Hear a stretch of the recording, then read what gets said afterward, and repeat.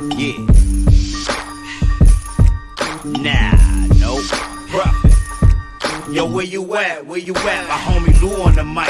Them other hosts need to stop. They ain't doing it right. If you ain't turned into Lou, what you doing with your life? Conversation so sharp, it ain't your usual night. We got athletes, entrepreneurs, even celebrities. Politicians discuss nationwide discrepancies. Hardcore tackling issues in our community. Spreading all knowledge, creating an opportunity. Tune in live with Liteskin Lou.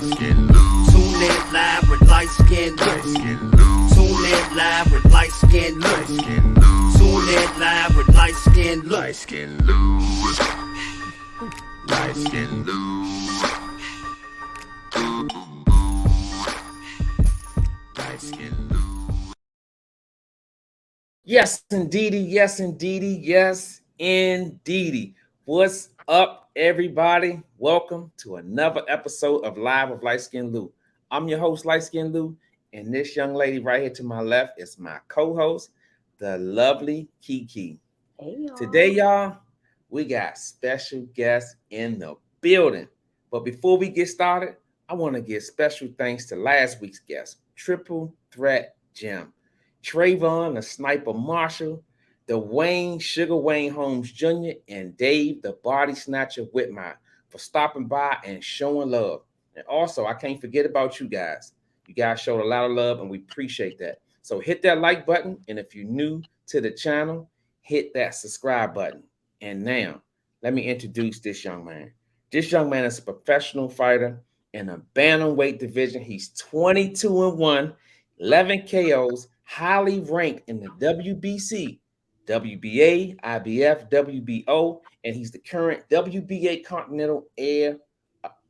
Continental Americans champ, straight out of San Antonio, Texas. He is none other than Ramon Dinamita Cardenas.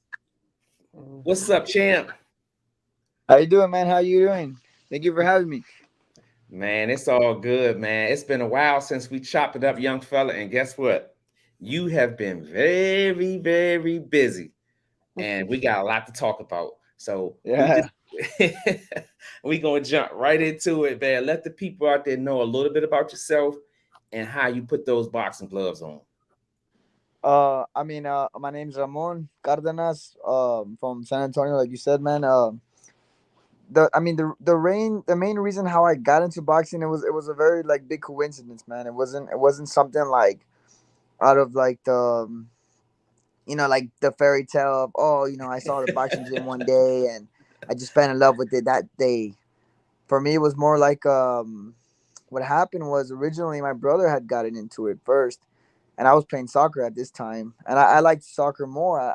That was my passion at the time, and so I would go to the gym because I would see my brother go, so I just started going with him. But I was only going Monday, Wednesday, and Friday because I had soccer practice Tuesdays and Thursdays. So then I had told the coach one day, he had me doing basics, like learning how to throw a jab, a 1-2, and how to like move my feet and stuff like that. And I had told the coach one day, I was like, yo, I was doing that for 3 months. And I was like, yo, I'm tired of this. I'm like, what am I going to do? Like something different. Like, this is boring. And he's like, what do you mean it's boring? And I was like, I've been doing the same thing for 3 months every day. And so he was like, okay, throw a 1-2. And so I threw a 1-2. And he's like, throw a jab. And I threw a jab. And then I did everything. And I did it good. And he looked at me. He was like, how long you been coming? And I said, 3 months. And he said, okay, all right, tomorrow you're working out with the boxers. The tomorrow was a Thursday. And I was like, oh, I have soccer practice. And he's like, you choose what you want to do. So then I ended up going to the boxing practice. And then we were doing sprints and stuff. And at the time I was fast. And I was playing soccer. So I had all this conditioning. And then I was beating everybody in races and stuff. And he was like, oh man, this kid fast. Like, so they started calling me Soccer. My nickname was Soccer for a while.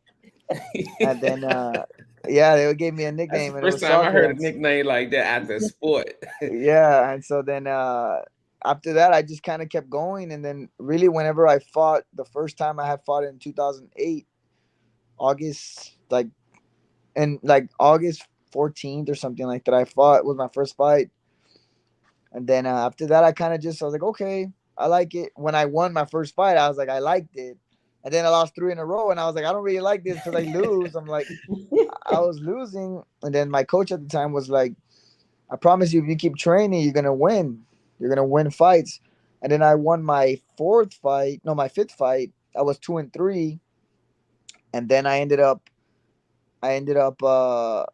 winning my what was it the so I was 2-3, and then I was 2-4, and then I was 2-5, and I was like, yeah, I'm gonna give it up. I was like, Like, I'm done. Like, nah, I man. was 2-5. I was like, man.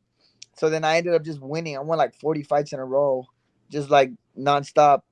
And then after that, I just stuck to it, man. I just kind of I like fighting, and I like I like the how you can get in there and kind of it's you versus the guy. Hmm. So One that's on what one. I kind of liked about it. And like with soccer, I was playing a select soccer. When there's only a handful of kids that get chosen to get into Yes, a that's team. big right there. That's when you know you an elite. And so then I was playing select, but what happened was I didn't like the fact that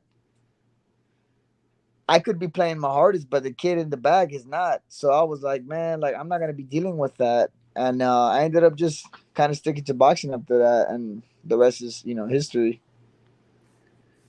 And so Yeah. that's the main. Yeah, it's not like a big fairy tale. You know how some people are like, oh, as soon as I saw the boxing gym that day, I just My never eyes left. lit And up. Yeah. yeah, mine wasn't like that. Mine was just like I was bored of doing the same thing over and over and over. But when the coach made you choose that day, that's when you chose. You said, "Forget the soccer. You gonna go ahead with the boxing." Yeah, so like I said, like I went the next day when he told me, "What you choose, like you choose what you want to do." And I'll never forget. He told me, he's like, there was a big saying back in that day was you can it was soccer, basketball, baseball, and another like I think it was volleyball. He's like Mhm. other sports play with them, boxers have them. And then I kind of was like, you know what, like I kind of like that. I was like, I kind of like what you said there. After that, man, I just like I Rest just was history. went to the gym. That's what really got me into going to the gym. Yeah, man. You and you took off. I've done my research on you, man. I really did. So walk the people through your amateur career. Because once you start fighting, the amateur career, you just kind of took off from there. Walk the people through that whole experience. Yeah, so I had a like in total when I was when I ended up turning pro, I had 106 amateur fights, which is not that much. I know I had a buddy who had 206. He had 100 Wow. more than me. Yeah, he had a lot. But I think I was literally telling my friend the other day the amateurs were the fun times because I remember going to tournaments and everything was it wasn't paid for. We had to do fundraisers and stuff like that, but Mhm. you go over there and you're competing to be the best. Like you're competing to have fun. You're not gonna get. You're spending money to go to these tournaments, but even though you're spending this money, it's the best time of your life. When you turn pro, it becomes a big. It is what it is. It's an entertainment. It's a Yeah. business. It's a something Yes, it that is. you entertain people. People are gonna pay to see you entertain them. It's a Mhm. business. So uh the amateurs was fun, man. I was a 4-time national champion. I was on Team Wow. USA, the World Series of Boxing team. I was lucky enough to get on the World Series of Boxing team. That's Weirdly good. or not, I remember my dream was never to be like an Olympian. um I never wanted to go to the Olympics. I never tried to go to the Olympics. For me, being on Team USA, being on the World Series of Boxing team was you could say that was like a cherry on top. My goal was always Mm-hmm. to be champion of the world. It was never to go to the Olympics. So then what happened was when I ended up going to the World Series of Boxing and doing that, I kind of was like, okay, you know what, like um I'm good. Like I accomplished what I wanted to accomplish in the amateurs. I did what I wanted to do, and after that I was like, okay, you know what? I could turn pro happily. I was happy with what I did. I had fought some of the best, amateurs at the time. Mhm. I fought an Olympian. I competed with dudes who signed with Golden Boy now, signed with Top Rank. I beat some of them. So yeah, I mean, amateurs was good. That's I had a good big, pedigree. man. Yeah, Yep. yeah. Because that's what I was going to ask you. What would you say was your biggest accomplishment in the amateurs? Yeah, just being able to be on Team USA, really, being on the World Series of Boxing team, and it's crazy because the event that I was on Mhm. with the World Series of Boxing, we ended up fighting Cuba, Oh, and wow. it was That's the first tough. time that the Cubans were. This was in New Hampshire, in Boston. When they were allowed to, yeah, Yeah, yeah. for the first time in like 60 Mm-hmm. years, they were allowed to come to American soil, and Mm. that was really good because that was really cool because my name is always going to be surrounded in that, in a sense. It's always going to be, oh, you're going to look that event up and my name's going to be there. Mhm. So that was, That's big. that like I said, that's probably the highlight of my amateur career, Yeah, that's big. going there. That's That's big, man. I big. kind of, you just bringing that up. I remember when, because like you said, it's been 60 years since Cuba, since they allowed their fighters to come to the states. Hmm. That's big, man. That's a big event to be a part of. Yeah, That's it was really cool, and the crazy part was one of the guys had defected, like during that event. I'll never forget. It was such a crazy story because our coach at the time was Pedro Roque, Olympic coach for Cuba. He ended up defecting Cuba, and he came to the United States, and the United States hired him as a coach. And there was like some animosity there. Like the coaches from Cuba they didn't like him because they were like, oh, he's a defector, he's a traitor, and this and that. And I'll never forget. It was crazy too because my dad ended up getting sick that week. I was gone, and I was like, man, I was like super, like I was like, damn, my dad's sick. What the? And he had got like a virus, like a very bad like throat virus. He ate something bad that infected his throat. So Mm. then the coach calls my father. He calls my father personally. He never really had done that. He called my father personally and told him, don't worry, I'm gonna take care of your son. I was 18 at the time. He's like, I'm gonna take care of your son. I was still in high school when this happened. I'm wow. gonna take care of your son. I'm gonna treat him like he's my own son. So then he calls me to his room and he was like, hey, you're my son for this week. He's like, whatever. He's like, don't worry about your dad. He's gonna be fine. I already spoke to him, but he's like, just listen to me and you're gonna be okay.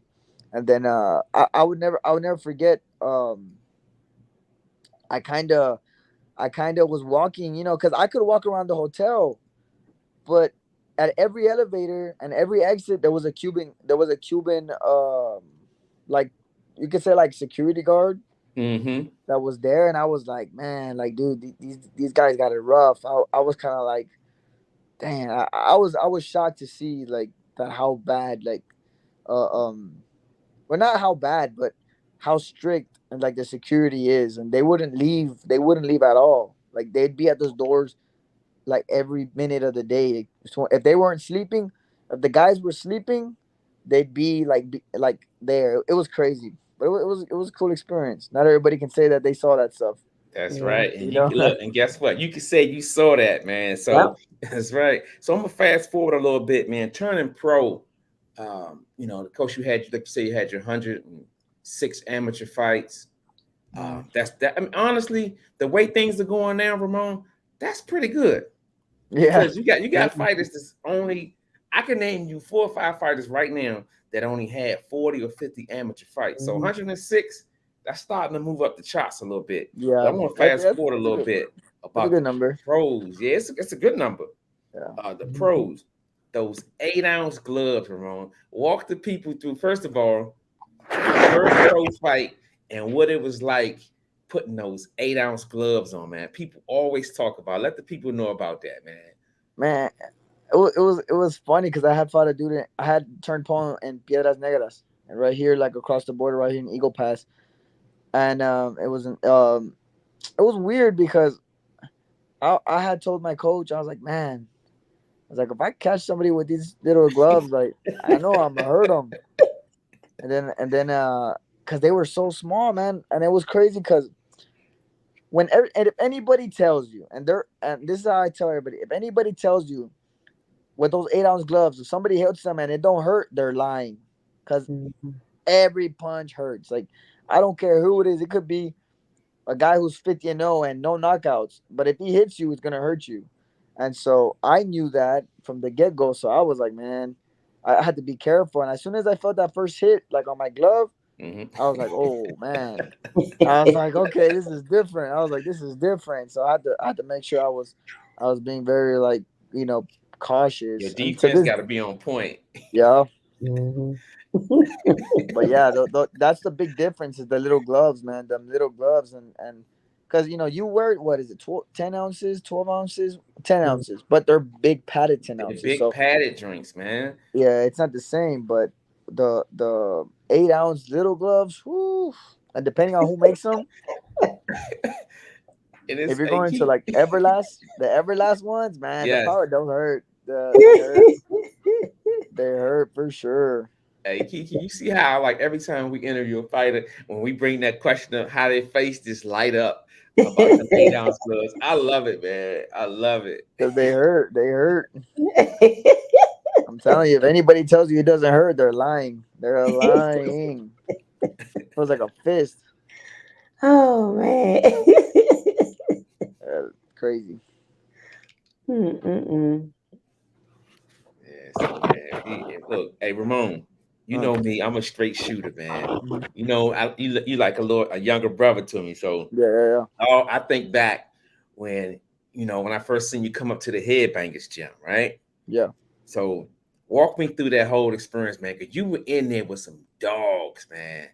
You were in there when Lamont and Anthony were on the cusp of doing, you know, being world class fighters. So what was that experience like? It was good. Honestly, I had a real good time up there. I remember walking into the gym the first day, right? And it was a crazy story. But I had drove over there, and I had got there like Saturday night, Sunday morning. And I went with a friend of mine. And so what happened was, I had told my buddy, I was like, "Yo, man, I'm gonna go to the gym. I'll be back."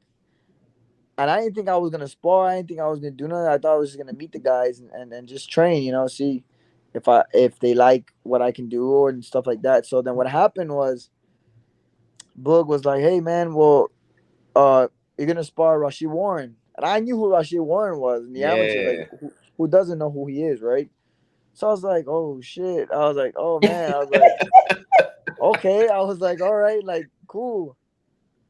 And I was in decent shape. I wasn't in the best shape, but I was in shape to kind of like, to go out there and like I told myself, I was like, man, I gotta make sure I impress, because if I don't impress, then like they're not gonna want me here in a sense. So what happened was I went out there, and then what happened was I went out there, and I'll never forget. And this is like something so vivid in my brain. He's a lefty, so he tried to do a sidestep, and I sidestepped with him, so we're still in the same position. But this time I threw a hook and I hit him right in the nose, boom, and his eyes started watering up, and I was like, okay, I got him. Like in my mind, I was like, yeah, I Yeah, got get him. you. And then It pumps you up. yeah, and so then after that, I was like, I gotta keep working, I gotta keep working. So I just kept working, and then I kept just working on him. And so then that's when Barry walks in, and again, that you see these people on TV. So then when you finally meet him, you're like, oh smack. So then I never forget. We had did 4 rounds because we were only do four, and then Barry was like, "Can you do one more?" I said, "Yeah, I'll do one more." But I was in my mind, I was like, "Oh, shit, one Yes. more." And so then I ended up doing one more, and he was like, "Oh man, this kid can fight." And then I'll never forget. So we have a picture. Me and Rushy one, we have a picture.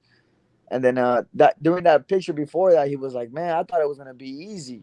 He's like, "I thought that you were just He gonna was gonna be walk light through work, you. but as soon as I felt that power, he's like, man, yeah, he thought he was gonna walk through me." And then I just laughed because I'm not gonna be like, yeah, yeah, I was just like, well, thank you, man. Like I was kind of nervous myself, but I knew I had to do something to get my respect. And after that, it was kind of one of those things where everything kind of flowed together like that.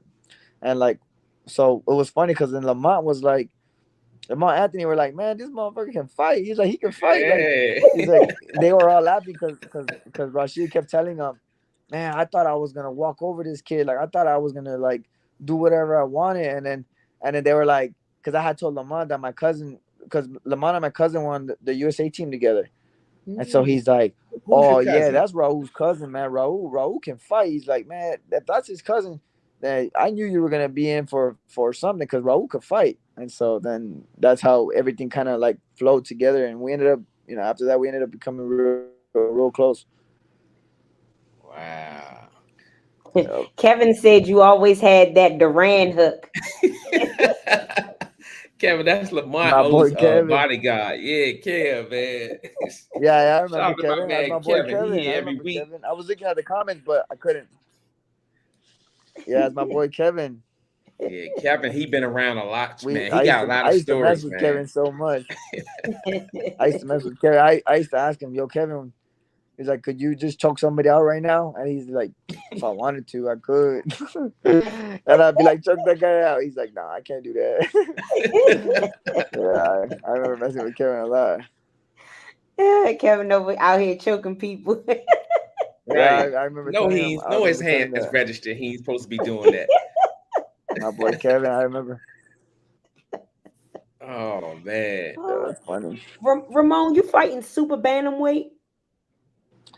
Honestly, I kind of fight like my last fight was at 130 Okay. because I was supposed to fight on the zone.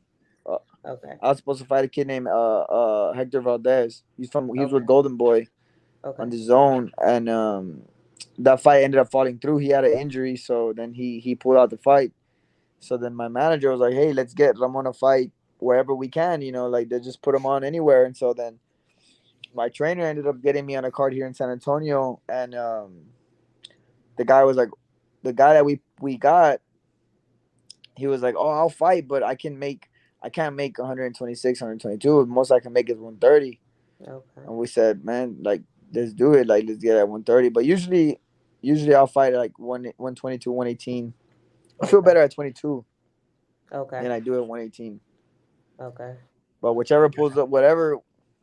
Really, whatever. That's what I was about to say. You can make whatever they ask. Yeah, whatever they ask me to do, I'll Hold do up. it. Time out, man. Time out. How are you able to do that, Ramon? Because, man, let me tell you, like, you watch how people weight fluctuates and they end up getting into a fight where it shows up, whether they weight drain or whether they lost too much weight. You know how the game goes. Yeah. You end up getting in the ring and you be a shell of yourself. How is Ramon able to do that and still get in the ring and be healthy and be 100%? I don't know. I mean, that's actually something that is I don't know whether it's just my competitiveness or just like my will to just fight or I really couldn't. I don't know because it's crazy because the most I've ever fought like a professional fight was like 134. The fight was scheduled at 135, and I was eating, and it's crazy. I was eating a Subway sandwich going to weigh-in, so that way I could go up a little bit more. And I weighed 131. Yeah, that's a lot of bread. That's a lot of carbs doing Yeah, so training camp. I was like, I'm gonna weigh at 131. I'm gonna try to weigh as much as I can, so that way, the guy don't think he's way bigger than me. But yeah, I was getting ready originally to fight at 26. And then they told me, hey, this guy pulled out. You're gonna fight this other guy. Well, we got an late opponent, but he can make 34. The least he can make, the least he can make is 34. And so I was like, okay, cool. And then I was eating a Subway sandwich. But like I said, I mean, it's just, I don't know. It's just like the competitiveness, really, just to want to fight and stuff like that. Wow. I love it. Kiki, you know me. I'm eating this up right there. Shoot, I was gonna ask you what you thought separated you from the other fighters in your division, but you can go to a lot of divisions. That's probably what separates. Yeah. I think because I don't know. I mean, really, like I said, like I think my Cause like I tell people, my record says otherwise. Like, oh, well, this guy's 22-1 with 11 knockouts. He doesn't really hit hard. He's 50% knockout ratio. But every opponent that I fought, I've hurt them.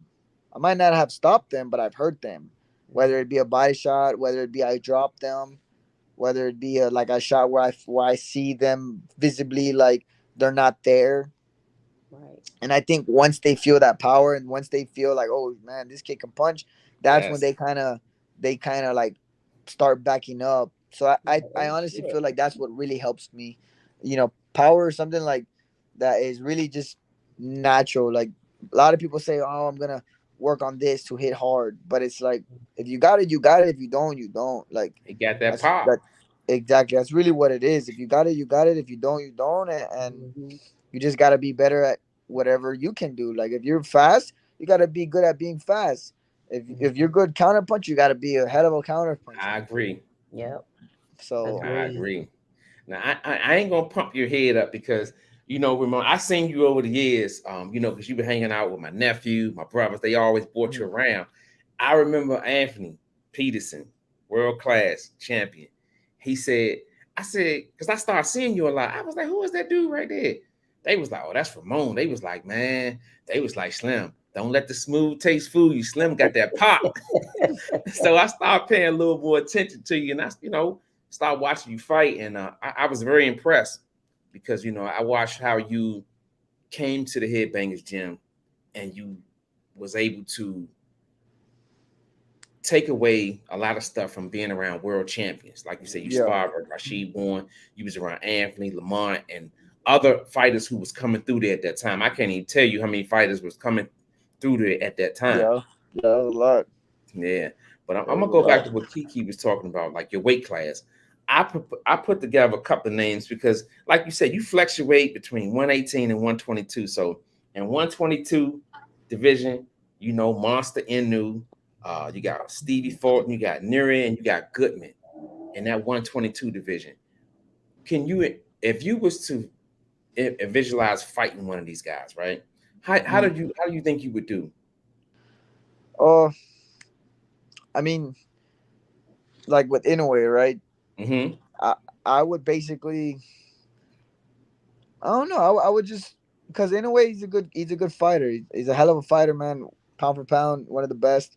So I can't really, you can't really, how do you say, minimize his career or make it like where, oh no, Inoue has not fought anybody, because he's fought some of the greatest fighters. Like for example, Nonito Donaire. He made Donaire like Donaire's The second Donaire, and he time, made him yes. look like damn. He made Donaire look like an amateur. Stephen Fulton, for example, he made Stephen Fulton look bad. Like he made Stephen Fulton look like who's Stephen Fulton, right? Just as bad as it sounds, that's what he made him look like.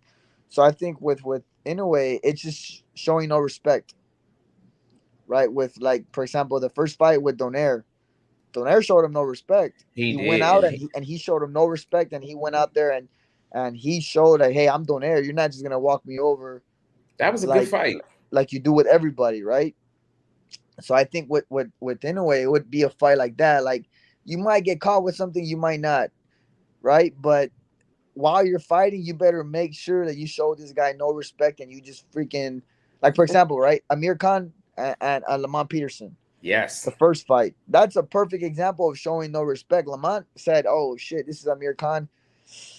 He's fast. The guy's been beating everybody up. He came over here and he beat up Pali Malignaggi. He made Pali Malignaggi look like an amateur, yeah. but I'm Mhm. gonna show him no respect." So it'd be the same mindset of, and I'm sure Lamont thought the same way, man. If I get caught with something, or if I get hit with something, but I'm still not gonna show him respect. So it would be the same.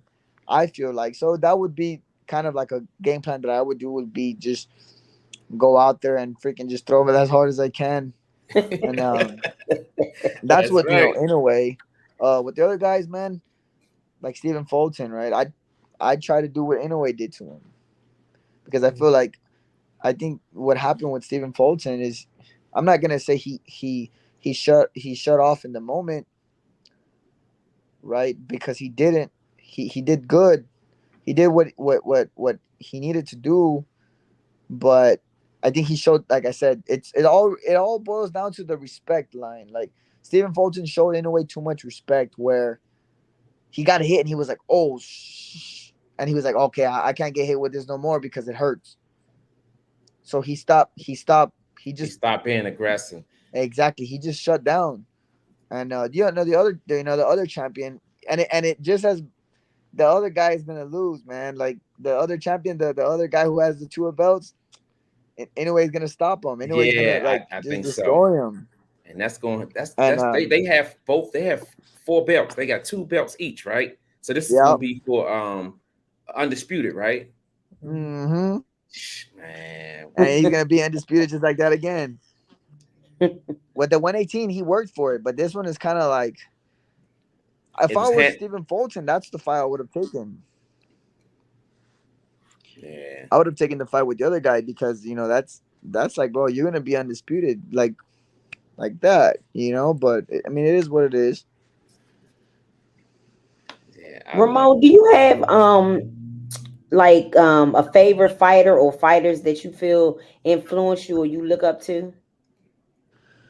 So like, I have like it's weird, right? But the way I kind of see things, I like to pick and choose, right? Like what I get from a fighter. I don't look Okay, up to like one specific fighter and say, that's hey, good. I'm gonna fight just like this guy. Like this is the Mhm. guy I want to fight. Like so, like what I do, right? Like my favorite fighter of all time is Juan Manuel Marquez, right?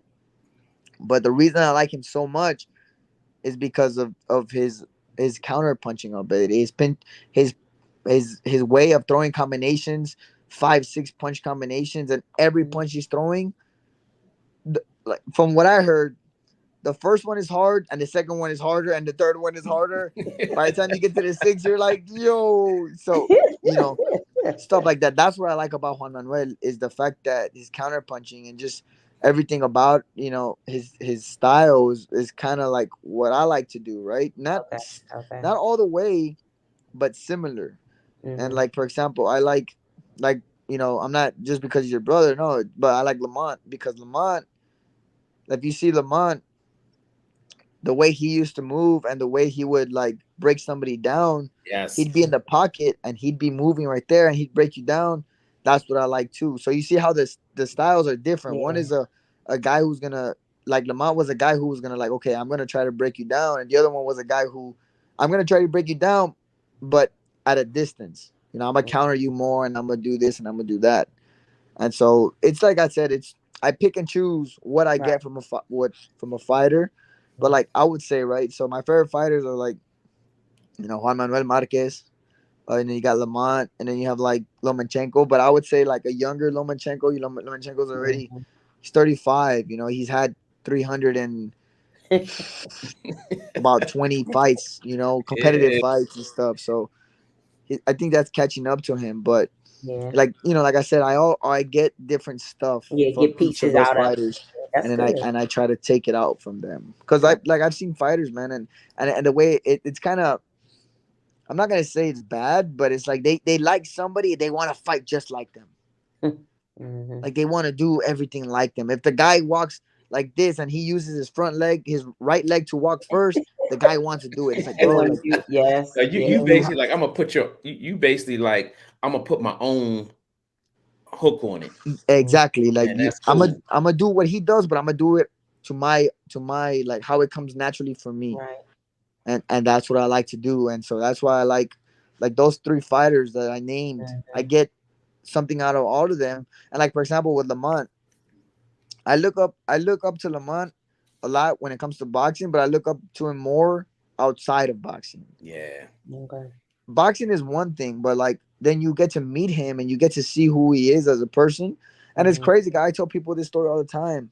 I'll never forget. This was the first time I went over there. This is kind of how I was like, oh man, like this dude is fucking like he's freaking badass. Because there was a kid at the gym, and he was like, man, I like your shoes. And I don't know if you remember, Lou, Lamont used to wear those Kobe's. Coat. Yep. He used to wear Yep. those all the time, and he had Yep. like 3 pairs of them. I don't know why he had so many pairs, but he had 3 pairs of those You took Kobe's. me back with And there that was a one. kid. He's like, oh man, I really like those shoes. Yeah, he's like, I really like those shoes, and the Lamont was like, what size are you? And the kid was like a 9.5 or something like that. And Lamont just took his shoes off and gave it to him, and I was like, damn, like Wow. I never saw. And like even with me, there's a situation with me was it was funny because the weather over here in Texas in January is good. Like it's not cold over here. We're good. So then when I went over there to camp to fight at the MGM when we fought and when we fought all together, I showed up thinking it was gonna be hot over there. So I showed up with no sweaters. I went with no pants. I was just like You was thinking I just was going on freestyling. vacation mode. Yeah, and then I got there and I was like, oh man, I was like, man, it's freaking cold.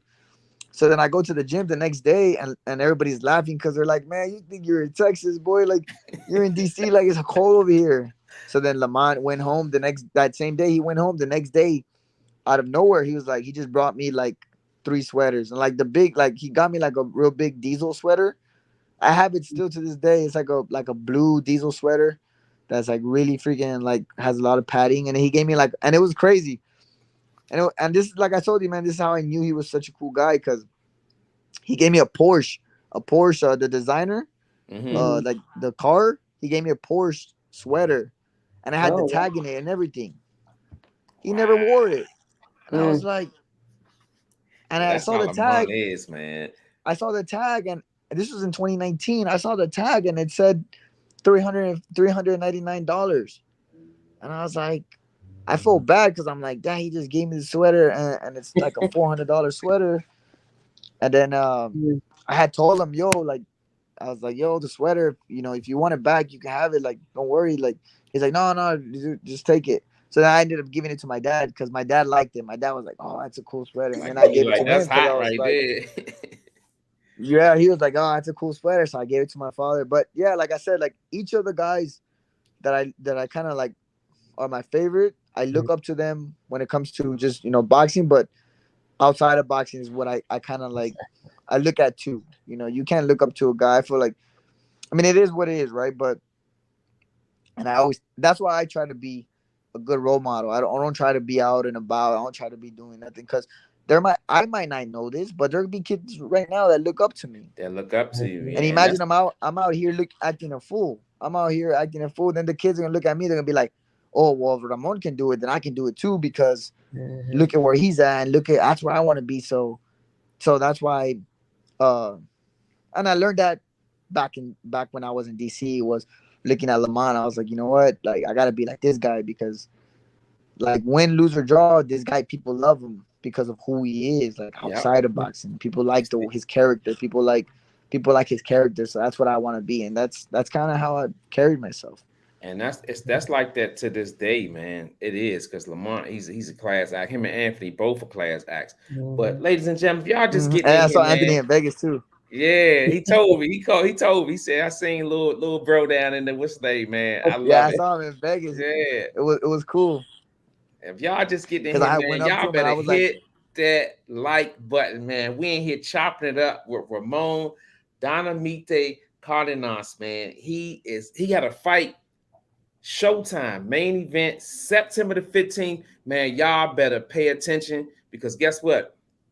This guy gonna be a world champion soon Mhm. to be, man. Your journey, Ramon, like I said, yeah, me and Kiki, that's why we started this channel because we're able to look back at 2015 when you turned pro into fast forward to 2023, your journey.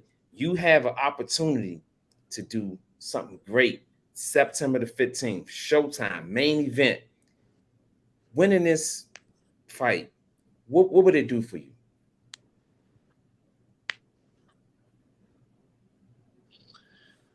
I mean, it would really open up, like, it would open up like way much more doors, man. Because ultimately, this fight, it was presented to me maybe like a month ago, I would say. And the guy that I'm fighting, I looked at his record. I was like, yeah, he's 15-0, but the guy hasn't fought nobody of my caliber. Like the guy hasn't fought nobody of like my level, and then it would just like put me back to title contention, like more closer now, because now you win a fight like that. There's no way people can say, oh, he don't deserve a title shot, or he doesn't deserve this or he doesn't deserve that. Now it's just like, man, I just beat the number 7 guy in the world. Like, what you talking about? Like, I do deserve it, and that's what I've been waiting for. I've been waiting for that shot, and this is the shot I've been waiting for. And so now that I finally got it, I got to make the best of this opportunity. So it would just really open up more doors, really. And then I'm fighting for the WBA Continental America's title again, but this time at 122. So I'll be hopefully a 2-division Continental America's champion. So right there would be another belt. So in the collection, so that would be really really nice itself too.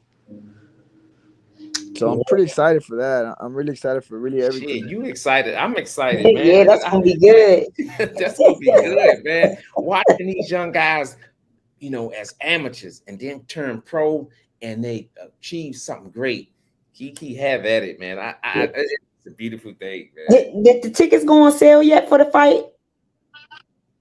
No, they haven't. Okay. I'll know within a couple of weeks, I would say.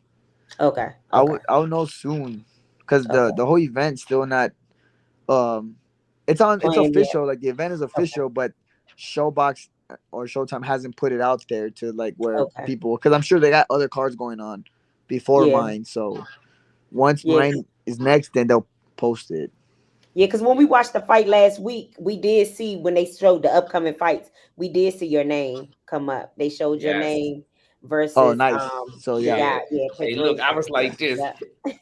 I'm excited, man. I'm super hyped about it, and I'm gonna feel better at 22, because at 18 I feel good, but I feel like it's a little too much weight. Those last couple pounds is kind of what gets me, and that's why I was kind of like, you know what, like, I said 22 would be a little better for me right now, as of right now. Okay. But if a title shot comes at 118, then for sure I'll go down 100%. Yeah, we know you can get down, go up. Yeah, you can get down with the get, and that's why sometimes, man, I be confused, Ramon, because me and Kiki, we dive deep into the research, and Box Record had you at bantamweight, which is I think 118, right? Mm-hmm.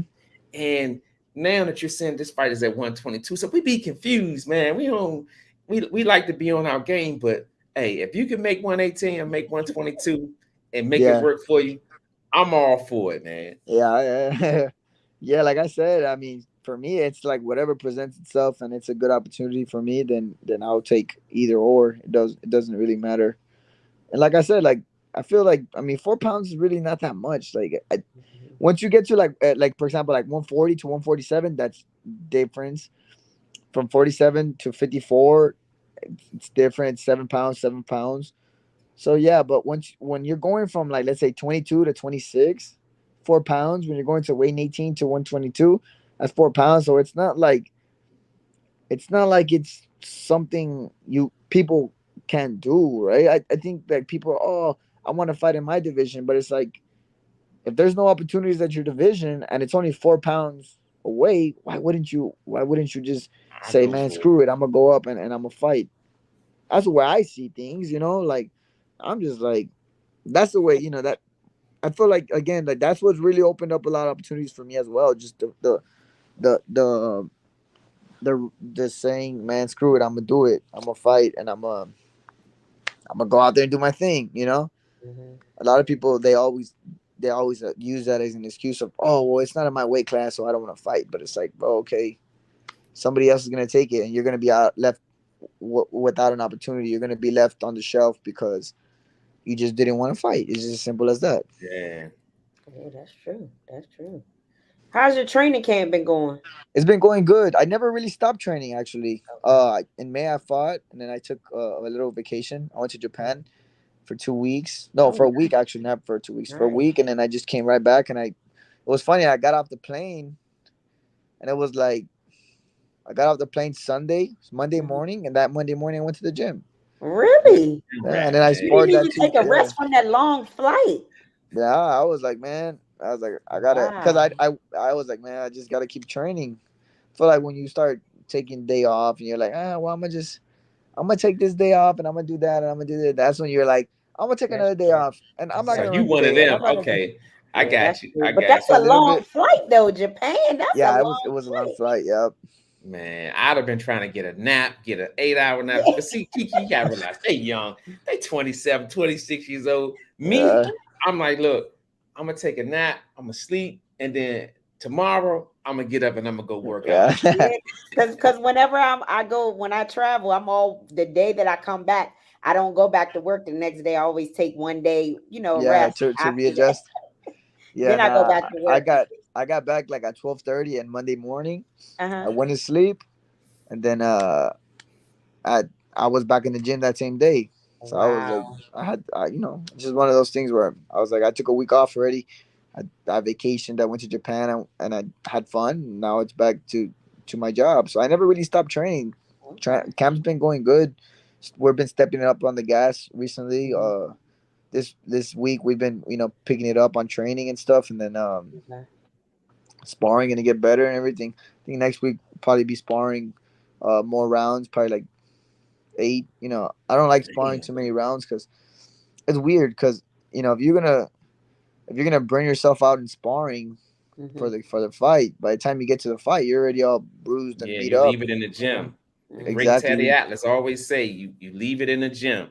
You Yep. burn yourself out. And that's a fact, man, because like you said, you want to be peaking at the Yeah. right moment. Yeah, Exactly. you want to be peaking at the right moment. Yep. Exactly. You don't want to peak 2 weeks before the fight. By the time you know it, you're already like. By the time fight time comes, you're drained. You're just overworked. You're just overtrained. And then you look like you don't look like yourself. You Mhm. look bad. Yeah. Yeah. You've been training in Texas, or Yeah. did you? Okay. Okay. Yeah. I've been training in San Antonio for the Yeah, past. Yeah. hometown, baby. Hometown. Yeah. You Yeah. stand close to Yeah. home, baby. I didn't really want to go out no more. I was kind of already burnt out with that. Mhm. It's fun. I mean, to travel and to live different places, but after a while, I mean, there's no place like home. There's no That's place like home. I like being home. I like being able to get up and go hang out with my dad, or go hang out with my girlfriend, or go hang out with my brother, stuff like that. Go see my nephews. Not being able to see them kind of grow up, kind of yeah. was like, you know Yeah. what? I'd rather go Mhm. hang out with them, and just make the best of what I have here in San Antonio.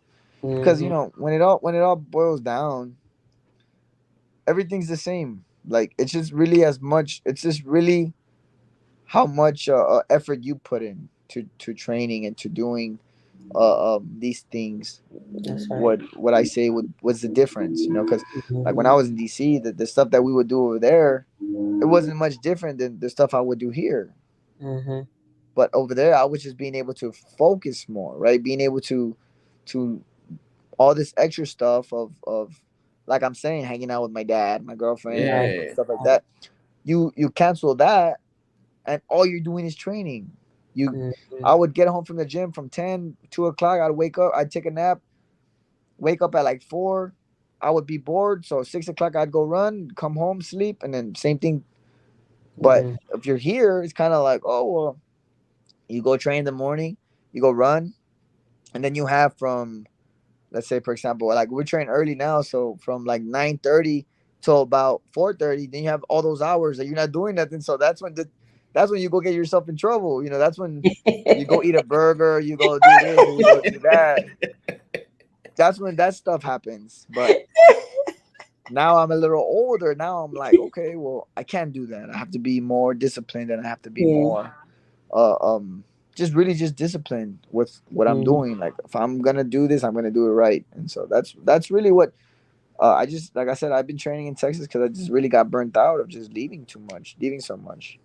Yeah, that's Yeah. good though. You still get to be around your family and stuff. Yeah, Mm-hmm. that's a beautiful thing. It don't get no better than that. So Mhm. I got a question for you, Ramon. Okay, like I said, September 15th, you're the main event, Showtime. This probably your biggest fight thus yet. Because Yeah. this is your time to show the world uh, what you're about. Do Yeah. you feel like your career has come full circle? Because I'm looking back on, just all that you've been through. You've been up Mhm. here at the Headbangers Gym. You've been around world champions, and you've been through the ringer, man. So do you feel like that your career has come full circle? Finally, yes. You took it out right out of my mouth. Finally, I've been working, for a long time for this, man, and I knew uh um perseverance was gonna get me to where I wanted to be, man. I mean, not everybody. like my uncle one day told me, I was kind of like 2017. I was like 12-0, 10-0 or something like that, and I was like, man, dude, like there's guys that I beat, and they're getting signed with Golden Boy. They're getting signed with Top Rank. They're getting signed with PBC, and I'm like, I beat them. Some of them I stopped them in the amateurs, and I'm like over here, 10-0, and I'm like, I don't have no opportunities. I don't have no nothing. I was like, but my uncle told me, he's like, look, everybody has their own like a On role, journey, on a path. journey, but eventually you guys are gonna meet at the top, right here. You're gonna meet right here, and when y'all meet here, it's gonna be the one who persevered the most and who went through the most who's gonna get past that hump. And sure enough, I mean, my uncle was right. You know, I'm finally getting this opportunity, and you know, the people that I turned pro with, a lot of them sadly are no longer boxing. They're no longer boxing. They're not. Their career has not gone the way they liked, and I'm just lucky, man. I'm just lucky that I have the mindset really that I have of just have the perseverance to freaking Yeah. say I'm gonna do this and I'm gonna do it the right way and I'm gonna make sure that I put it my all into it. So yeah, man, you took the words right out of my mouth. I mean, my career has came full circle, and I'm just really lucky, lucky enough to kind of be in the position I'm in now, and just now it's just proving to the world, like you said, proving to the world why I deserve this shot and why Exactly. why I'm here. It's gonna be a good one too. Yeah, I'm excited. Yeah. Shit, I'm hey, look, I'm Can't wait. already front and center, dog. That joint, come on, we already got the notification set, dog. We already that ain't we ain't gonna Yeah. talk about that. Yeah, I can't wait. Yeah, you're on like a 10 fight winning streak now, aren't you? Your last 10 fights? 9, no, 10. What was it? 12? 10. Yeah, It's no, 10. It's 10. 10, 10, 10, 10. Yeah, Yeah. 10. Yeah.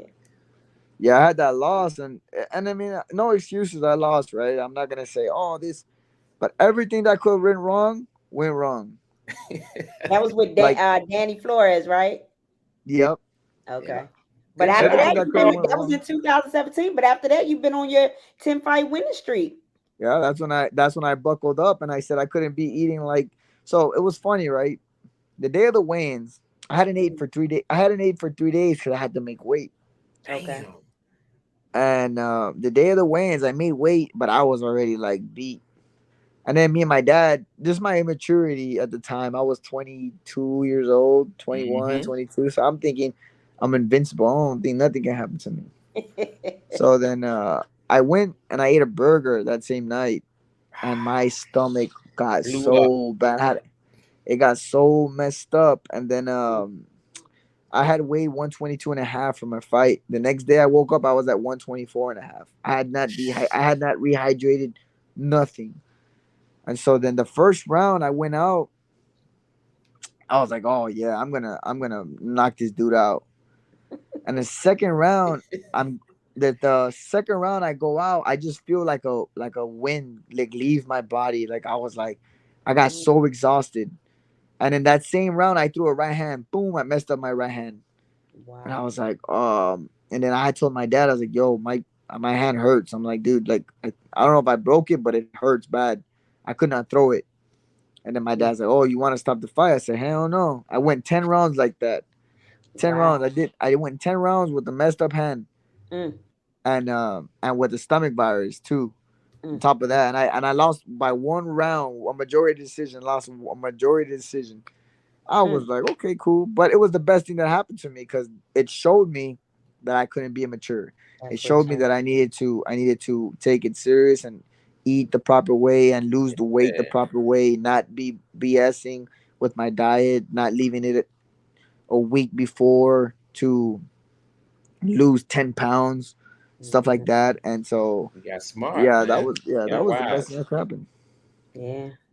So do you eat burgers anymore or No, not anymore. okay? No, not anymore. Not I eat just pasta and stuff like that. But no, nope, no, no. Something that's gonna keep you the main thing, Ramon, and you know this, but it's not about knowing, it's about doing it.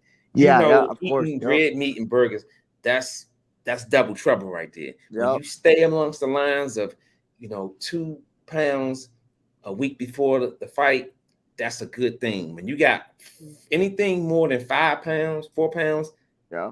the week of the fight, it's not good. Yeah, that's a yep. And And I think you like I learned said, your lesson from it. that's when I And then learned you my said you lesson. hadn't eaten in 2 or 3 days, and then you ate that burger. Yep. Huh. And it was crazy because I had stayed at Jamie's house the day before, the day before I left because I had to take a flight. Mhm. And from Jamie's house I went all the way to Dulles. Okay. And I had a 5:30 flight. So Mm. I didn't sleep that whole night either. I was like, I'm the type of, if I gotta be up at 5:30, I'm gonna stay up because Yeah. I'm not Yeah. gonna wake up. Like I know myself. I sleep through my alarms all the time. I'm a heavy sleeper, so I'm not gonna wake up. And so that was one thing that kind of scared me too. So I was like, oh, I couldn't go to sleep. And you can ask Jamie this. Mm. Jamie knows. Jamie was there. Like I stayed up the whole night, and he was like, Ramon, you still awake? It was 3:30, and I'm like, yeah. He's like, man, you didn't go to sleep, and I'm like, no. He's like, man, what the? And so, like I said, anything that went wrong, anything that could have gone wrong, went It wrong. went wrong. But guess what? Wow. You Hey, learn from Ramon, it. right? All that's out the window. Yep. September the 15th, you have an opportunity to capitalize, Mhm. go and be great. September the 15th, Showtime main event. How does Ramon plan on capitalizing on this golden opportunity? I mean, I don't know. I like I tell people all the time. I vision myself winning all the time. How I win, I don't know. Right? I could knock the guy out the first round, or it could be a 10-round fight. Or it could be a 5-round fight. But I just picture myself winning. I know that the work that we're doing now, getting ready for this fight, is going to prepare me to do 10 rounds, strong 10 rounds, or it's going to prepare me to do 1 round. If I knock the guy out in the first round, then I'm that's even better. You don't get paid overtime. No, you don't. So yeah, I mean, I just, like I said, I picture myself winning. I know this guy, he's not the greatest fighter in this in like the division. He's like probably the weakest out of the top 10. Mm. So I'm just gonna prove that. I'm just gonna prove that the guy, he's not on my level. I know that he's not on my level, and that's mainly why I took this fight. Mhm. And you Right. fighting in your But hometown. that's really all I could say is I just picture myself winning. How I win, I don't know, but I know that I picture myself winning. Mhm. Yeah. And it's in your hometown. Yeah, that's the best thing. It was originally supposed to be in Philadelphia. Oh, okay. Wow, that would Yeah, have it been was close. originally Hey, look, supposed. we probably could have had a chance to pull up, but Texas, if I Yeah, come yeah. down there, I may as well come see my Cowboys play. You know what I'm saying? I know. Cowboys gonna be doing good this year, hopefully. I mean, I don't know. I think we gotta get rid of Dak too, though. I don't know. Yeah. Hey, look, we're gonna have to talk backstage about that because people gonna start coming. They gonna start storming the channel if we talk bad about my man Dak. But that's the No, story for another I'm a day. Cowboys fan. I'm a Cowboys fan. Yeah, I'm I a figured Cowboys you fan. would. I don't know. I don't know. Nah, So I don't so think is three he. Dak can interceptions, take us and to the Super Bowl. yeah, He a he can. Cowboys fan too. He don't want the people to come in here hating. That's why he said that. You giving them ammunition to come on on our show to come and come at me. They be giving me a hard time because, Yeah, of course, we live in the DMV area, and I'm a Cowboy fan. yeah, Guess what, man? Miss me with that. I like who I like. You know what I'm saying, yeah. But you can tell the Commanders ain't doing so high either. Oh man? God, Look, no. the Commanders ain't doing that. They can get new ownership, new this. It's like putting a suit on a pig. They ain't. Yeah, It still stink. yeah. I hope the Cowboys do good this year. We did better. We're doing better, so that's a good. That's a good thing. Yeah. That's a Yeah. good thing. Do you ever So get to go to the games? I I think he think he paused for a froze. minute. Yeah, he Yeah. froze up. He looked like Yeah. he taking the photo. He looked like he taking a stupid picture. Looks like I he's haven't. taking I haven't gone. I haven't gone because I haven't gone just to. I just haven't had the time really Or like when they do play, I kind of just like, I'd rather watch it at home. But I Yeah. went to the Spence and Uga's fight, and the stadium is huge. So I was like, okay, I kind of want to come back. Yeah, we wanted So to I'll come probably go down this. and go to the stadium. They say it's really nice. Yeah, we're Yeah, gonna it's have to do nice. It's that. big. It's big. Yeah, you hear my man Akima Mills. How about them Cowboys? How That's about the right. Cowboys? Yeah. That's right. Y'all better hit that like button, man. We got boxing royalty in the building. This young man has a fight September the 15th, main event Showtime. Y'all better go. If y'all not Dallas early, y'all better get y'all tickets because this young man's on the cusp of doing something great. Or I even can't if you get want to take a trip to that's Dallas. right. If you want to take a trip to Dallas, go down there and see that young man fight September the 15th. I can't get you out of here. We can't get you out Well, of here. I'm in San Antonio. You in San Antonio? Okay, yeah, he in San Yeah, I'm in Antonio. San Antonio. Yeah, the fight's gonna be San Antonio. But I'm a Okay. Dallas fan. I had to choose between the Cowboys and the Houston and Texans, so I was like, I'm gonna choose the Look, Cowboys. you made the right choice, champ. Houston sucks, but but look, this The fight reason I was. became a fan was because I Hold huh? up, you froze up a little bit. You Hold said up. the reason you became a fan is because what? What the reason I became a fan because I used to play Madden back in the day, like on PS1 and stuff, Okay. and I used to always choose the Cowboys. I used to always choose the Cowboys and stuff, so I was like, okay, that's my team. Like I used to just see the star, and I was like, okay, I like the Cowboys, so I would always choose the Cowboys, and then that's how I became a fan. That's literally how I became a fan was just playing Madden. After that, I That's was like, yeah, I right. like the Cowboys.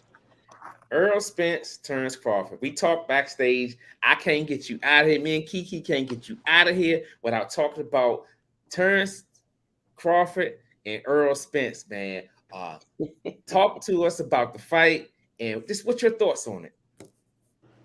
I mean, it was by Terrence Crawford, man. He's a hell of a fighter. There's no ins, ands, or buts about it. If ands or buts about it, he is like I would say one of the greatest to ever lace him up, right? Um, but like I told you earlier, I'm not making no excuses for Spence. Spence lost, and even he says I'm not gonna make no excuses about the fight.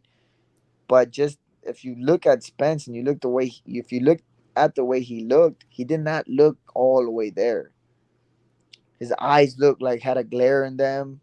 One eye was like bigger than the other. One was like, and again, this is not making excuses. I like Spence as a fighter. He's a hell of a fighter, but I just don't think he was all the way there. I don't know whether it be the weight cut, whether it be the car accident that he had, because like I said, if you get in a car accident, even going 20, 30 miles per hour, and you have another car going 20 miles, 30 miles per hour, and you hit, something's gonna hurt. Whether it be your arm, your back, your leg, your neck, something's gonna hurt.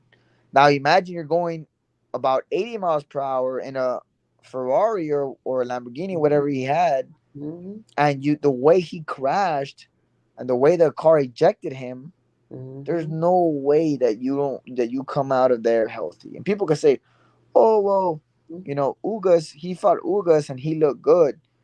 But yeah, you can say that, but no, the brain is a very complicated thing. A lot of people tell you the brain is people want to study the brain so much, but the brain is something like his. I'm not gonna say, hopefully it's not. But a lot of people are saying his brain was deteriorating as the months go by. The accident really like messed with him. Yeah. So the effects of that are starting to show. And hopefully he comes back and he says, "Okay, I'm gonna fight at 54," and hopefully he looks like the old Errol Spence. Yeah. But if you pay attention to the fight, if you go rewatch the fight, you can see Spence gallop like towards Crawford, and you can see that he was always 3 steps behind. Like he looked like a shell of That's himself. facts.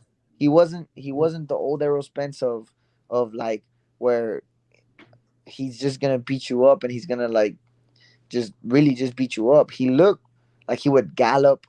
He looked slow. Uh, um, his reflexes weren't there, and like I said, So you, there's no not taking nothing away from Crawford. He did his thing, but Spence just looked like the shell of him. He didn't look good.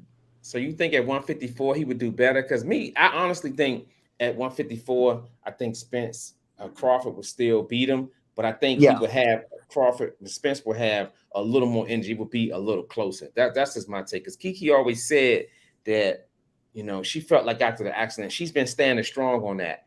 Even when he fought Ugas and Danny Garcia, she said it was just something right. Yeah, and because he always in the face. He just after that accident in his face and everything, he just always looked different to me. He just Like never he didn't look looked the all same. there, right? Yeah, Like he didn't never look. looked Yeah, the same. that, And then that's didn't he lose? Didn't he lose his teeth and everything too? Yeah. Like it was no, a no, lot no. done to him in that He accident. tore his retina. His retina Yeah, tore when during yeah. training, and his teeth were fine. He thought he lost his teeth. He said Okay. he got hit. He had like a and then like one of those Yeah, because fake teeth doesn't that. he have fake teeth though? I think he has dentures or something Yeah, from he an has Mhm. dentures, accident, but right? the one tooth, he says it like one tooth wasn't all the way in yet. They had just put it just to like just Okay. To to keep it wait filled. until after Yeah. the fight, and then they Yeah. were gonna put it in and like I guess screw it or Okay. whatever. Yeah, because one of But his fights, he thought he lost his teeth. And it yeah, was he thought he Ugas. lost in Yeah. his mind when he got hit. He was like, "Man, I lost my teeth because his mouthpiece came out." Yeah. But for example, right, like that little, situation of he thinks he lost his tooth and his mind went from the fight to something else. I Mhm. don't think that His that should neuro. have happened Yeah. either. If Yeah. that Yeah. makes sense. That's And something to like think I said, about. I'm not making excuses. There's no excuses. Mhm. I'm just saying Mhm. that you're. I just like I said, I don't think I get you. he's all the way there any like as a person anymore. I think if he comes back at 54 and looks good, then oh hell yeah, keep fighting. Mhm. But if he comes back at 54 and he doesn't look like the old Errol Spence, man, dude, It's time to hang it up. you proved everything you needed to prove. You became world champion. You did stuff Mhm. that a lot of people don't do, like don't accomplish, right? Like Yeah. he became champion, and after accidents and Unified after champion. Yes. after Unified champion. after Mhm. exactly after accidents he fought a champion. After Mhm. injuries he fought a champion, and a Mhm. lot of people don't do that. A lot of people are like, oh, I want to take a tune-up fight because I haven't fought in a year. Right. Spence was like, man, I want to fight Ugas. Man, I Mhm. want to fight Danny Garcia. Man, I want to, he was fighting the He's best scheduled to fighters. fight Pacquiao, even though Pacquiao was a little Yeah. older. That's still a Eh, threat. But I think he didn't fight Pacquiao because then he got into The his another retina. retina, accident. Yeah, his the eye. Remember? No, retina. his Yeah. eye. Oh, Yeah. okay. Okay. Okay. That was the retina. That his retina tore or Okay. whatever. Mm-hmm. Do you think So he like, should just retire, or do you think he should come back? I mean, I would never tell a fighter to retire because Mm-hmm. I'm a fighter myself, and it's like one of those like, I'll know when I have it. Uh, I'll know when I have it or when I don't have it anymore, right? Like to the Right. best of my Like only to ability, fight. Yes. Yes. I'll know like okay, like, I'm done. Mm-hmm. And I think that with Spence, I would say try one more fight at 54 or 160, Mm-hmm. something where you feel good at, right? Yeah. Mm-hmm. But if you see Facts. the same thing, like get lesser opponent, don't get Terrence Crawford, get Mm-hmm. a lesser opponent. But and if you see the same stuff, then it would be like, okay, bro, like it's just not working out no more. You got to retire. Right. Right. That's when you would tell them, hey, man, you got to retire. Mm-hmm. But that's just my opinion. Like I Yeah. wouldn't ever tell a fighter to retire because I'm a fighter and I wouldn't want to Fighters tell. fight, man. You know the Mm-hmm. rules. Exactly. Fighters fight, man. I wouldn't Yeah. want nobody to tell me, hey man, you gotta retire because you don't got it no more. Then it's like, bro, I'll know when I don't have it. Trust me. Like I'll be the first one to tell you, hey, I don't have it no more. Like I have to retire. But I'm not gonna let anybody tell me I don't have it no more, if that makes sense. I'm gonna be like, Right. man, I'll know. So that's what Spence. With Spence, I'll just basically, hey man, you know what, like you Mm-hmm. just got to give it up. Like just give it Yeah. up. You're done. Your career after a hard fight. If he loses to a bum again, I mean not to a bum. If he loses to a bum, That's uh, the sign. Yeah, Yeah. that's the then sign. it's It's like time to yeah, hang it man, up. And Yeah. people exactly. might think you being your word that what you're saying is cruel, but it's facts. If you Yeah, lose to somebody you're supposed to mop the floor up with, that's a sign that it's time to bring it Mm-hmm. in. yeah. Yeah. Like for Yeah. example, you had like even like Manny Pacquiao. Right? Manny Pacquiao was never supposed to lose to Ugas. People can say what they want. Ugas this, but dude, Manny He wasn't Pacquiao supposed to. was levels above him, but Manny Mhm. Pacquiao was old. Yeah. So Mhm. it's like that's when you tell Pacquiao, hey man, like Pacquiao, stop. Like, you're tarnishing your career. Like you've had a Yeah. legendary career and you're losing to guys that 10 years ago you would have stopped in 3 rounds. Mhm. You know, Mhm. so that's Yeah. one of those things where it's like, you know what? Mhm. Like as loved ones and stuff like that. For example, like Errol Spence's girlfriend should be one of the first ones to tell him, hey, I agree. I Errol, you know totally what? agree. We've made money. We have money. We have our kids. We just need you, but we need you healthy. We need you healthy. We need you here. Mhm. That would be up to Spence to say, you know what? You're right. Like I already made my money. I made, let's say, $40 million this fight. We're good. We can live happy for the rest of our lives, and Mhm. our kids will be rich for their lives, and maybe their kids, and if stuff like that. So Mhm. that's like I said, that's what I would do if I was Yeah. around Daryl Spence a little bit more, or just if I was around Spence and tell him, hey man, like if you want, do one more fight and see how you Yeah. look and see how you feel, and if Yeah. you don't feel good, then just hang them up. It's okay. Yeah. Yeah. Who do you think Crawford should fight next? Who- I don't know. That's a good one. Look, he paused on that joint right there. Nah, it's because man, he'll be. His I think skill right level now, is impeccable, man. His skill level. that's what I'm saying. I don't think nobody will give him competition right now. Mhm. Because they I talking don't. about 154 Charlo after he fight Canelo in Canelo. September. I don't. What you think about that, Ramon? I don't know. I just think. I mean, I think, like I said, like I think Crawford just levels above, like these guys. The most I could see Crawford do is say, screw it, I'm gonna go up to 68 or 160, and I'm gonna fight. But it's hard because Crawford is a small guy. Yeah, he is. He's not a big guy. But skills pay the bills, Ramon. You know Egg, that, man. egg. Skills pay the No, yeah, bills, yeah, man. of course. But when you get to that level, man, like those guys have skills as well. Mhm. Yeah, Now you're talking about, now they have more weight than you, so it's kind of like it gets hard. But I just, me personally, I don't see nobody at 47, 54, even one, yeah, 147, 54, even like messing with Crawford. Really, I just don't, I really don't I see it. stay at 147, man. That's But who's there to fight at 47? I was gonna say Thurman, but Thurman ain't fought in like a year and a half, man. So look at Ramon like, look, go ahead with that. Go ahead with that. Nah, I don't think Thurman. I think Thurman's good is his good days are behind him. I Mhm. think Okay, I tell you Thurman what, Boots. Okay, Boots. yeah, Boots. You think he's ready for a fighter of Terrence Crawford I don't think abilities? he's ready for Crawford. I don't know. But they talking I about think this is stuff we got to entertain because the boxing media. This is what is being Mhm. presented. You know what I'm saying? Mhm. yeah, If you're not gonna move up to 154, let's look at it like this, right? What else is there? Boots is yeah. there. He's there.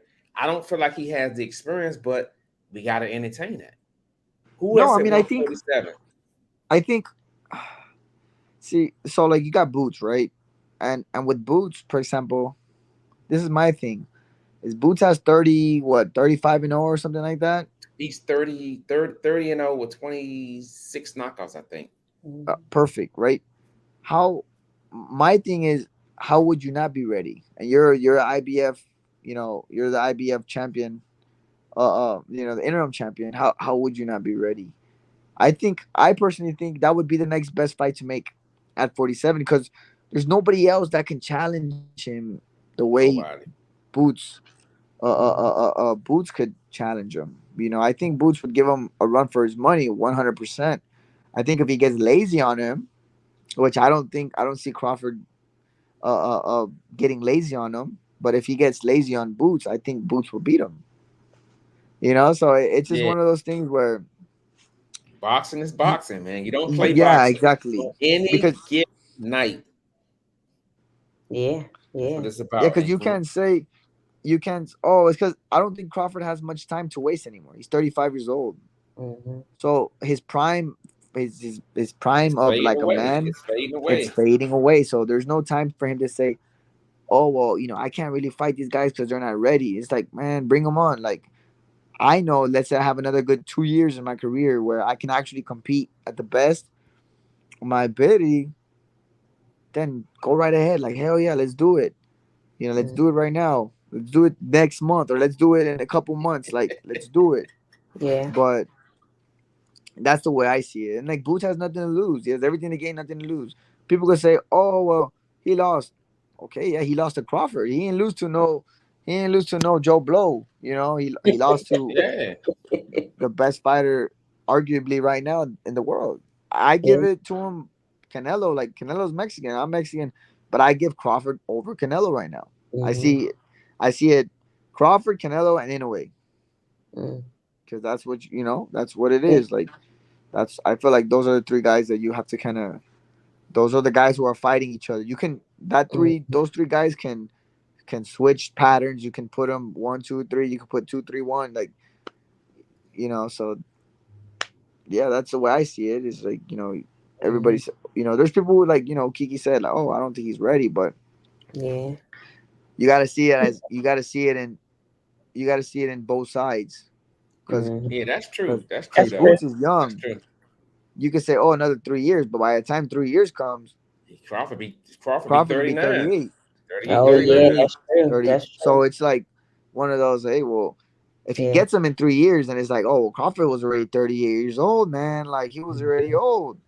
But if Never he gets thought them about now, it then like it's like, that. You're oh, right. well, he's too young. Well, Boots was never ready because he's 22 years old, 23. Then it's like, oh, come on, man. Like, it's like you have to choose what. So, like I said, I think that would be the next best fight to make, really. Yeah. I'm Yeah. just glad that we're able to talk about these fights, man, because Ramon, remember a year and a half ago, we was getting main events, Jake Paul fighting such and such. And they were able to do that because the best wasn't fighting the best. Yeah. Fans got tired of watching Mm-hmm. A-class fighters versus C-class fighters. I don't like going into a fight where I know side A Who's gonna gonna win? win. Who's gonna win? Yep. Exactly. Mm-hmm. Honestly, before this Terrence Crawford and Errol Spence fight, and if y'all in here, y'all hit that like button because y'all getting free content and hit that like button. I feel like nobody really knew. No, if it was people in here, they might have predicted a knockout, but in reality, nobody really believed that. No, Nobody hell really no. Yep. believed that Terrence Crawford was going to dominate Errol Spence the way that he dominated. Mm-hmm. Nobody Yep. knew that the weight drain was going to get to Errol Spence, because I think that has a lot to do with it. I'm not making excuses. You show up to fight, you healthy, you fight. But at the end of the day, like you said, Ramon, it was something wasn't right. Yeah. And nobody predicted was a ninth round knockout. Ninth round. Nobody Right, predicted that. Nobody. Mm-hmm. Yeah, I didn't. It was crazy because usually I'll be talking smack. Usually I'll be like, man, Spence gonna do this. And that time I stayed quiet because I was like, oh, I didn't really tell people who I was going for. I was just like, I'm gonna just stay quiet on this one because it's a good fight. And then when I saw that first round, then I saw Spence galloping. I was like, why is he galloping? I'm like, then I was telling my friend, I was like, dude, why is his freaking leg galloping? Like, he's like, oh, it's because he can't bend his leg all the way because of the accident. And I was like, what the? And then little by little, I just see Crawford just start tearing him up, and I was like, oh, night. After that, I was just quiet the whole time. I ain't saying nothing. I was just quiet. I was just like, oh, I felt bad because I've known Spence since the amateurs. Well, I know none of him.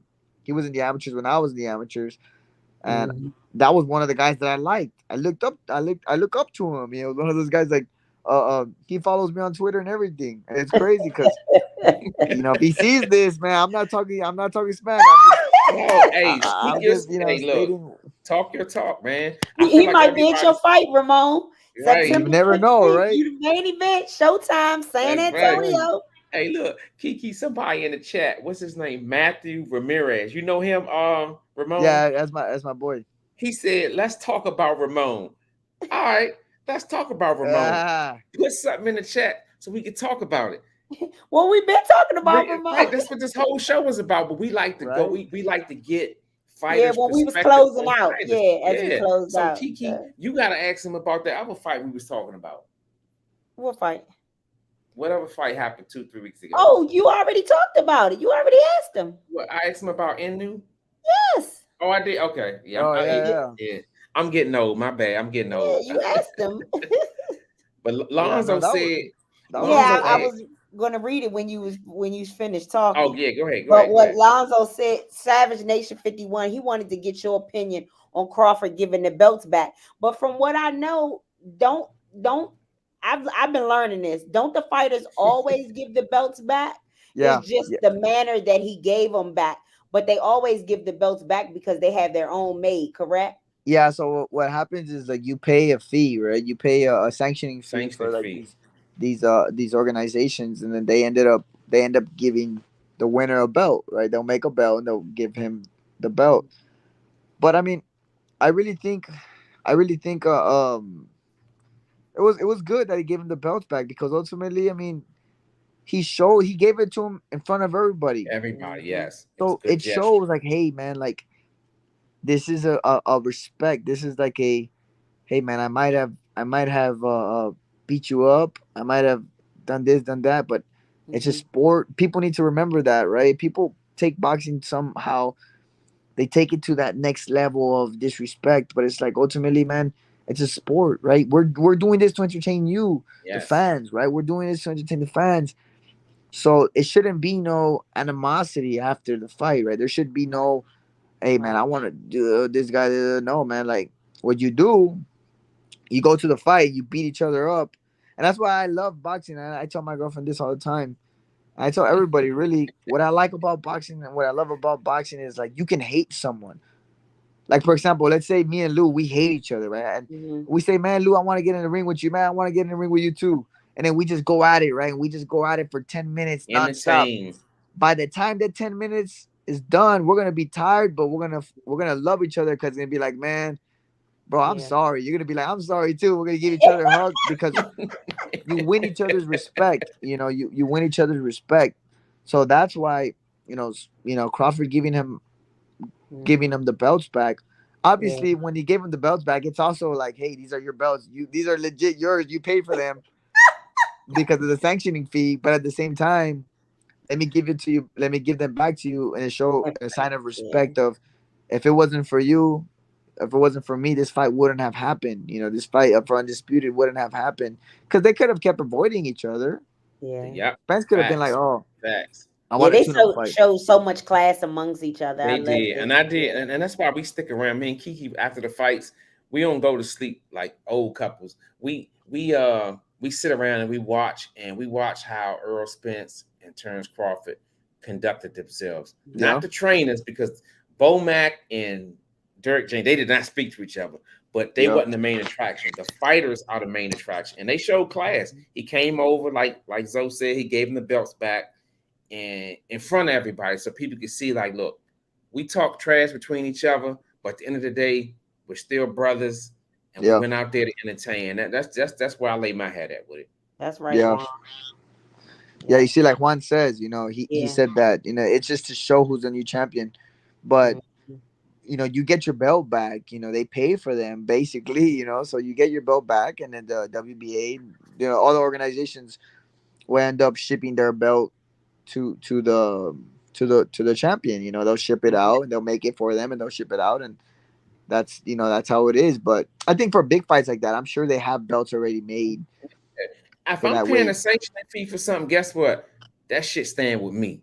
Yeah, Look, you can go up there in the ring and take pictures with it and shit, but bring it back to me. I didn't yeah, find yeah, that out until I Lamont Anthony, they were in training, and we went down to Riddick Bowe's gym, and I remember seeing all of the belts in his gym, and I think he had just lost to Holyfield. I think the second fight he had lost to Holyfield.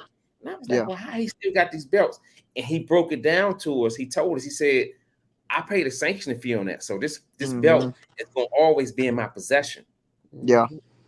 Yeah, like my belts, I have them, and my dad actually has them, but they're there. You pay for them. Those are your belts that you get to take home, and you're gonna have them for the rest of your life, Yeah. ultimately, until they say you don't want them no more. You just like, I don't want them no more. Hey, You you kind got to get another one on September 15th. I That's know. I'm right. excited. I'm ready. I'm That's excited. right. Showtime. That's right, man. Yeah, I'm excited. Showtime. Hey, Ramon, let me tell you, man. I'm so happy for you, young fella. I remember when I first met you, you with my nephew, Patrick Harris. Yeah. And I honestly, I'm gonna be 100 with you. I didn't even think you was a fighter. I thought you was just one of the friends of Yeah. one of the fighters. But I remember, I forget what fight it was. I think it was downtown DC, and you were there. And that's what Anthony told me. He said, man, he said, that young dude right there can wobble. He said he could fight. And when he said that, I was like, okay. So we started paying more attention to you and started realizing, like, hey, this young dude right here is going to be a world champion. Of course, that Yeah. was 8-9 years ago. It And was now, like, fast yeah. forward, September 15th, champ, you have an opportunity to be special. You know what Yeah. I'm saying? So, Kiki, you covered everything. Yeah, I sure did. Can you tell the people, so I know that you said the tickets aren't on sale yet, but when they do, it's probably gonna be like Ticketmaster or something, but they'll Yeah. start advertising, and then I'll be looking around your page, and when you post something, I'll share it to our page. But in the meantime, what's your social media handles? Tell the people where they can find you. So on what is it? Instagram, I'm Dinamita Cardenas. Okay. On Facebook, Ramon Dinamita Cardenas. On Twitter, I really don't use Twitter, but it's the same Okay. thing, Dinamita Cardenas. Okay. And then that's really it. Like I don't the X whatever. It's not Twitter anymore. It's actually X. I don't use that. No, Really, I look, just use it. I didn't even know they had changed it, and I Me either. saw an X on my phone. I thought my phone got hacked Meets, or yeah. I something. I deleted that app. My girlfriend was on. My girlfriend was on it, and then I was like, "What app is that?" And she's like, "It's Twitter." And I was like, "No, it's not." I was like, "It's not Twitter." And then because I still had Twitter, I hadn't updated my Twitter app. And she's like, "Have you updated your Twitter app?" I said, "No." And then I updated it, and then it went from X. It went to X, and I was like, "Oh man!" But yeah, I didn't know that. That was crazy. I really didn't know about that. But yeah, it was because what is it? Threads came out, and they did a beating on Twitter. They did Yeah, a yeah. beating on Twitter. They really put it onto them. Yeah. The Twitter was failing for, and I'm sure they still are because I know they're. I don't know, but they're not doing so hot. Twitter has been falling. Yeah. Yeah, since I 'Cause- think what's his name, Elon Musk took over or something, Yeah. Well, it's because and then I the mean, threads came out. like I'll never forget. I have like 25,000 tweets, right? Uh-huh. Well, because when you're a kid, you don't have nothing else to do, so you're just there tweeting. Right? You're just there tweeting nonstop. But the older you get, you can't just be there tweeting nonstop. You have to Mhm. you have to do something. You can't just be like on Twitter. So I feel like Right. that's why really Twitter kind of fell off. I think really it's like it's basically telling you, hey, you have too much time on your hands. Like you need to go get a job or do something. Do Like something. Yeah. do something with your life. You can't just be on Twitter. So I think that's probably one of the reasons why Twitter kind of fell off. And I think Threads is gonna be the same way. Threads right now is Yeah. the next big thing. It's the next Threads, and it's a new Mhm. app and it's fun. But Mhm. eventually people are gonna be like, dude, I just can't be doing this for hours and hours at a time. I have to go get a Yeah. job. Yeah. Yeah. I get my life so together. Yeah. so yeah, that's the way I see it. Is like, that's why, like even Instagram is cool because Instagram, you just post something and then you kind of just, oh, okay, cool, like get some likes and all right. But it doesn't mean you're gonna be on Instagram 24 hours. You Right. just Right. Yeah. Right. Facts. You you could know post Facts. it and then go. Right. you post and go, right? But on Twitter, Yeah. you know, they like to be tweeting and tweeting and tweeting nonstop, and it's like, bro, if you're tweeting nonstop, you need to go get a job because There's no Yeah. way Twitter's paying you, or stuff like that. So that's Right. the way I see it. Yeah, that's right. Hey, So Ramon. Lou, you want to close us out, Lou? Yeah, I'm about to close us out. Ramon, let me tell you something. Every time me and Kiki we get guests on the show, we get flowers because tomorrow ain't promised to you. Young Yep. fella, watching your journey from 2015 is a beautiful thing. Thank you so much, Like I man. said earlier, your journey has come full circle. All the Yep. just think, Ramon, all the trials and tribulations you had to face, it was for a reason. Yep. And the reason being September the 15th. Yep. Yep. Yep. Showtime main event. Ramon, you can't make this shit up. You really can, man. September, you can't. Your journey, your story, you can tell it. And that's why we're glad that you came here tonight and chopped it up with us. You could have been anywhere in the world, but you chose to come in here and kick it with me and Kiki, who you have history with. Yeah, We're y'all are not family. Y'all are family, man. right. We're not That's why I just decided to do it. I don't right. really do interviews. We I just do appreciate interviews it. with people that I like, but y'all are Yeah. family, so I to make sure I get on here. We You appreciate you. can't make this up, man. We're not just people who just jumping on the bandwagon because you're on the cusp of doing something great. We was there when you first stepped in the gym, where Yeah. nobody gave you a chance to go in there and spar against Rashid Warren. Yeah. But you went in there and you handled your business and you laid your foot down to gain your respect. And doing Yeah. that, it has propelled you to be great and doing what you're doing. Continue to be great. Thank you. Me and Kiki, we behind you 1,000%. If you got anything that you want to post before the fight, advertise, merch, or anything, send it to Kiki. We're gonna make sure that it get advertised. And we, Got you. like I said, we with you 100%. And is there any last words that you want to say to the people out there? Man, I mean, just really, really, just, I mean, the main thing would just to be whatever you do in life, just keep working because you never know what might happen. It might not be the next day, next month, next year, but if you keep persevering, I mean, it'll come around, like you said, full circle, and just that's really all it is. Just be very have perseverance. That's right. Y'all hear what he said. Once you persevere, you can be great. That's right. Young fella, Yep. once again, thank you for coming through. September 15th, me and Kiki, we're going to be locked in. Then Go out there and be great, man. And we'll definitely be in contact. Hey, look, if y'all in here, before y'all leave, hit that like button. Hey, Ramon, they be coming in here eating my food Yeah. and not leaving the proper tip behind. yeah. Yeah, And yeah. once you start closing, they started leaving out. Right, that's right. Hit that like button before y'all leave. Look at this young man's face. 27 years old. He's like a young brother to me. I watched this young whippersnapper go through the fire, what you need to go through to be great. Yep. So look at that face right there. One day he's gonna be a world champion. Guess what? Yep. He gonna come right back here and he gonna let me Yep. hold the belt because he told me backstage when he win the belt, he gonna Yeah. he gonna send I it up got here you. to me and I'm gonna post it right here on got live you. with Liteskin Lou. You gotta make a clip. You gotta make a clip. That's right. That's right. If y'all got y'all hands together, y'all give it up for my man Ramon, Dinamita, Cardenas.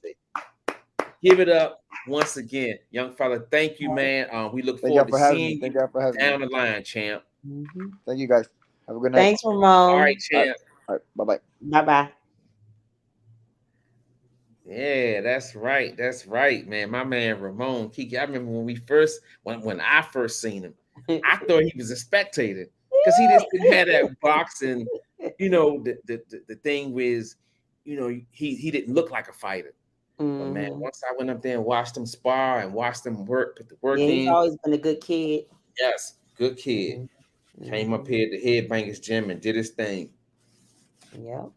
Right. So and y'all know the drill out there. We thank everybody for joining us tonight and watching us. We hope you enjoyed yourself. We hope you hit the like button. And if you're new to the channel, we hope you subscribe. And we hope you are following us on all our social media handles. Instagram, Facebook, Twitter, TikTok, and Live with Liteskin Lou. And as we always say, hit the like button and subscribe to the channel. And thank y'all for joining us tonight. Thanks everybody in the chat. And even the ones that wasn't in the chat but joined us, we really appreciate y'all joining us. That's right. That's right. I'm here looking to make sure we got these likes up. But you know how I be feeling, Kiki. I be ready to pull up. I'm gonna pull up at y'all house tonight, 12:30. Pulling up. Y'all ain't hit that like button. So, like I say, man, again, Ramon was in the building. He got a fight September the 15th. If y'all in that area, what he said, San Antonio, right? Yeah, San Antonio, Texas. But it is on Showtime. So if you're not in San Antonio, always watch it on TV. And he's the main event. That's right. That's right. The Noti lady was in the building. Kiki, she was in here today. She must feel bad about coming in here late. Yeah, she said, am I late? Hey, look, even when you late, you on time, sister. We really appreciate everybody for stopping through, showing the channel some love. Like I said, Kiki, she gonna be posting who we got next week. And we're gonna keep this thing moving, y'all. We're gonna keep this thing moving. Kiki, any last words before we do what we do? No, I think I said everything. Hey, Kiki a Bama, y'all. Before when we get off stage, she gonna be like, oh, I forgot to say this. No, I said I empty what you say, empty my gun all the time. I emptied my gun, and then I said my little spiel at the end. That's right. You got anything else you want to say? Oh, I'm just so excited for Ramon, man. Yeah, like me too. Anybody who's been following the channel, me and Kiki, we get so excited when we know these guys. We watched Ramon since when he first came up here to the Headbangers Gym and put in his work. He was put through like a camp. And he showed his fortitude. He bit down. He got the respect of all of the fighters in that gym. And that's not easy to do. And that's why he is on the cusp of being a world champion. So that's why hard, putting in that work. That's right. But guess what, y'all? It's 10:10. We got stuff to do. Kiki gonna watch her stories or whatever it is she gotta do. And I gotta go do what I do. So y'all know the words. You going to watch stories? You know what? That shit ain't even sound right. you already know that ain't even sound right. Well, you said I was going to. I don't even watch it. I'm going to watch your story, and I'm going to do what I do. I gotta watch Sisters. Yeah, whatever. I ain't got nothing to do with that. Lady said he speaks very well, humble. Yes, he really does.